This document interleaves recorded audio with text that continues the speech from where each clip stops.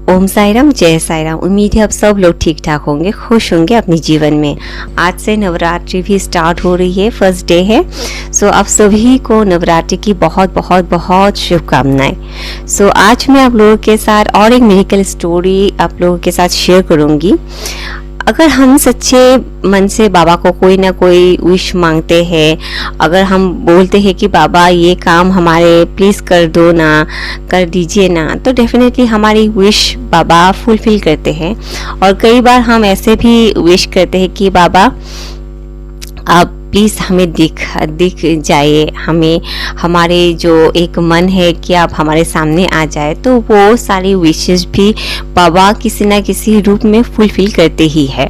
Experience मेरे साथ हुआ है, वही मैं आप लोगों के साथ शेयर करती हूँ, क्योंकि मेरे जो इन सालों में जो कुछ भी मेरे साथ हुआ है, जो भी मिरेकल मेरे साथ हुआ है, वही मैं आप लोगों के साथ शेयर करती हूँ। और सेम केस मेरे सिस्टर के साथ भी है, वो भी साई डिवोटीज है, उनके साथ भी बहुत सारे मिरेकल होते हैं। और हम दो सिस्टर जब बैठते हैं, वही मिरेकल स्टोरी हम शेयर करते हैं एक दूसरे को, तो वही मैं आप लोगों के साथ भी शेयर करती हूँ। सो अभी वीडियो स्टार्ट करती हूँ। सो मेरी जो सिस्टर है वो साई चैतन्य को बहुत अच्छी तरह से प्रणाम करती है। मुझसे ज़्यादा वो साई चैतन्य को बहुत अच्छी तरह से रीड करती है और समझने के लिए वो पढ़ती है ना। सो अभी उनका थर्ड टाइम है।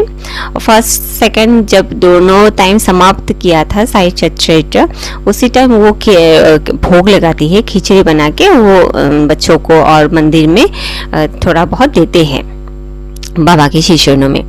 सो इसी टाइम थर्ड टाइम जब उनका फिनिश हो गया था, समाप्त हो गया था, तो वो सोच रही थी कि बाबा आज मैं जो भोग बना रही हूँ, मैं तो टेंपल में ले ही जाऊंगी और जो भी मुझे कहीं पे भी छोटे बच्चे या बुजुर्ग मिले तो उनको भी थोड़ा बहुत मैं खिलाने की कोशिश करूँगी। और साईं बाबा प्लीज़ आप भी मेरा ये जो भोग बनाया है, प्लीज़ आप भी एक बार खाइए ना, किसी ना किसी रूप में आके आप प्लीज़ मुझे एक बार दिख जाए, बस वही मेरी तमन्ना है।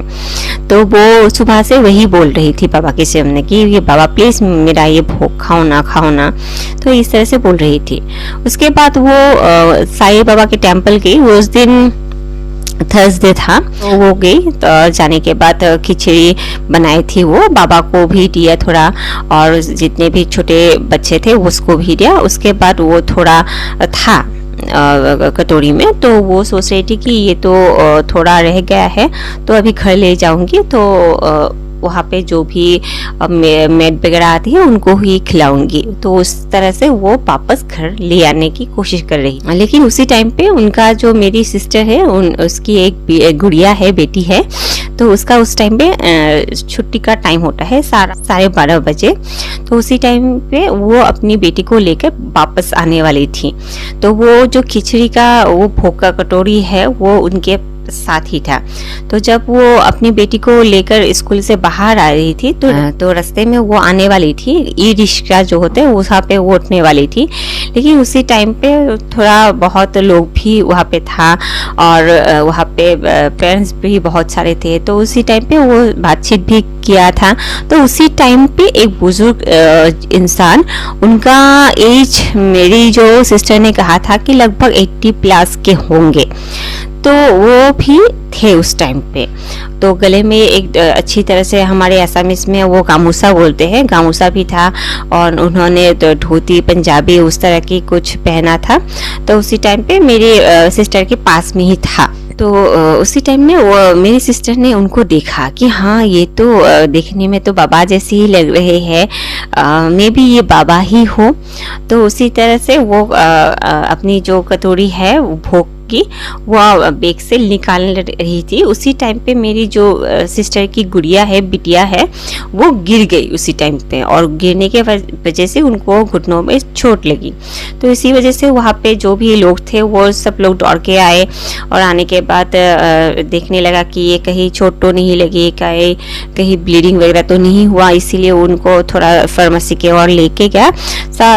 कुछ लोग थे वहाँ पे। लेकिन उसी टाइम पे टाइम पे मेरी जो सिस्टर का जो इंटेंशन था वो अपनी बेटी की ओर ही गया, और उसके बाद वो अपनी बेटी को ही देखने लग गई, और उसके बाद वो भूल गई कि उनके पास में वो कौन था, क्या था, कहाँ था, वो सब कुछ भूल के उसके बाद अपनी बेटी को पट्टी वट्टी बनकर वो वापस घर आ गई। घर आने के बाद वो सोच रही थी कि हाँ, वो मेरे सामने तो एक बुजुर्ग थे, इंसान थे, बाबा जी थे, तो उनको मैं तो अपना भोग देने वाली थी, लेकिन मैं तो वो भोग दे नहीं पाई क्योंकि मेरी जो गुड़िया है उस टाइम गिर गई।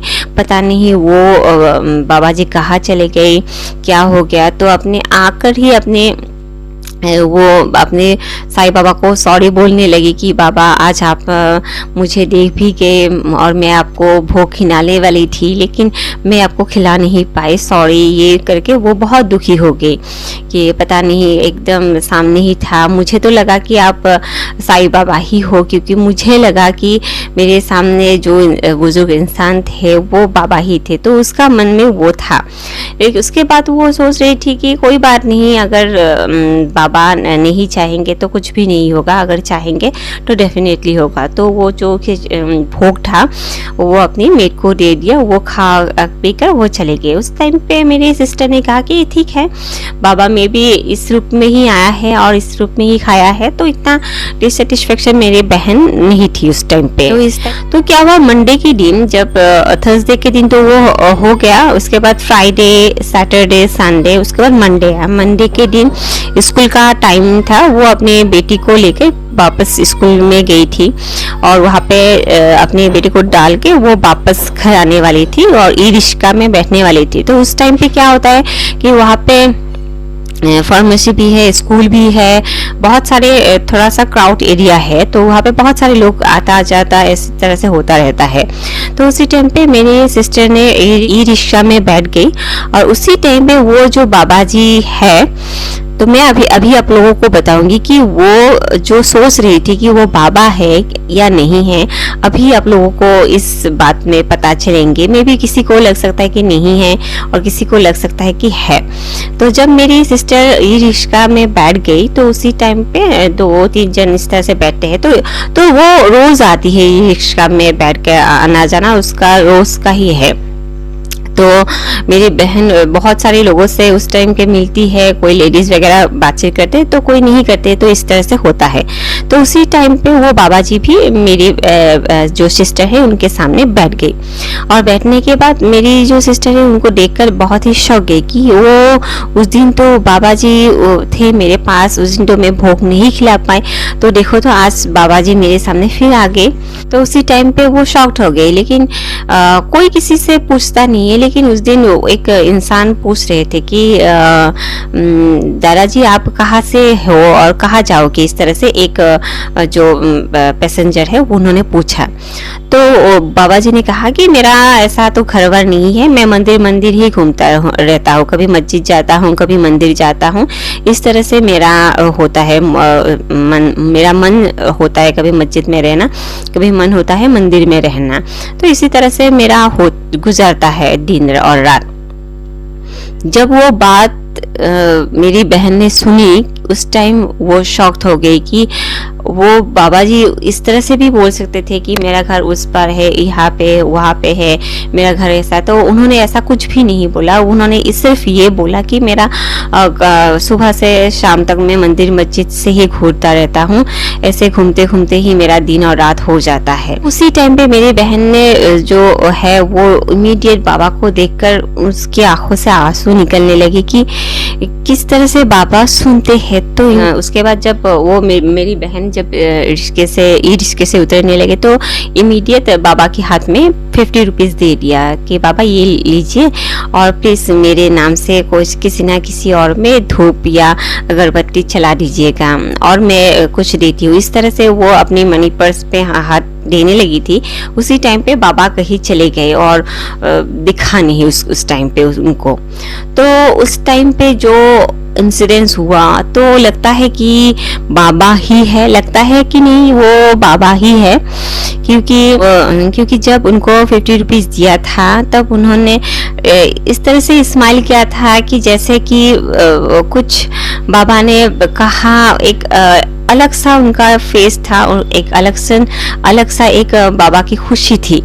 उसके बाद जब और बाबा को देने के लिए अपनी पर्स में हाथ दिया था कि बाबा को और 100-200 रुपए दे दूं कि बाबा और खुश हो जाए, और इस तरह की होता है क्योंकि हमारे यहाँ पे या जहाँ भी हो सब में बहुत ज़रा पैसे की जो बातचीत होता है वही होता है कि जितना पैसा देते हो सामने वाला इतना ही खुश होता है, या कभी कभी ऐसा होता है कि डिमांड होता है कि इतना देना ही पड़ेगा, उतना देना पड़ेगा। और कहते हैं ना, बाबा किसी से अगर लेता है कि कुछ ना कुछ रीज़न होता है। तो जैसे 9 रुपए का जो कॉइन है उनका भी एक स्टोरी है।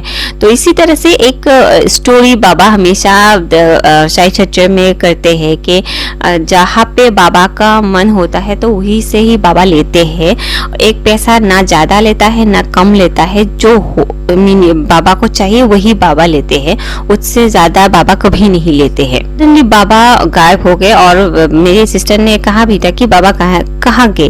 तो उन्होंने भी इतना कुछ, पैसेंजर भी इतना कुछ फोकस नहीं दिया कि कोई मोबाइल देख रहे थे, कोई किसी से बात कर रहे थे उतरते, तो इतना कोई ध्यान नहीं दिया। लेकिन एक बात है कि अगर बाबा को हम सच्चे दिल से कोई ना कोई बात कहते हैं कि बाबा हम आपको देखना चाहते हैं, आप हमारे भोग खा लीजिए, अगर आप हमारे ये कर दीजिए, तो डेफिनेटली करता ही है। क्योंकि उस टाइम मेरी बहन के साथ भोग नहीं था, उसके पास वो पैसा ही था, तो इसीलिए बाबा को दे दिया। वो सोच रही थी कि बाबा किसी ना किसी रूप में आया है और मेरा जो इच्छा था कि भोग बाबा खाए, तो वो विश तो बाबा ने फुलफिल किया है मेरा। और वही बात मुझे नेक्स्ट डे वो बोल रही थी और बहुत खुश थी वो। तो यही था कि बाबा किस तरह से अपने भक्तों की बात सुनते हैं। और सिस्टर भी बहुत बड़ी साई डिवोटी है और वो भी बहुत सारा प्यारी प्यारी एक्सपीरियंस मुझे शेयर करती रहती है और अच्छा लगता है। और मेरे साथ भी बहुत कुछ छोटी बड़ी मिरेकल होती है जो मैं आप लोगों के साथ ऑलमोस्ट शेयर करती ही हूँ। तो आप लोगों ने ये वीडियो देखा, मुझे बहुत अच्छा लगा। नेक्स्ट वीडियो में फिर मिलेंगे, तब तक के लिए ओम साई राम, जय Sai Ram. Thank you so much for watching. Thank you.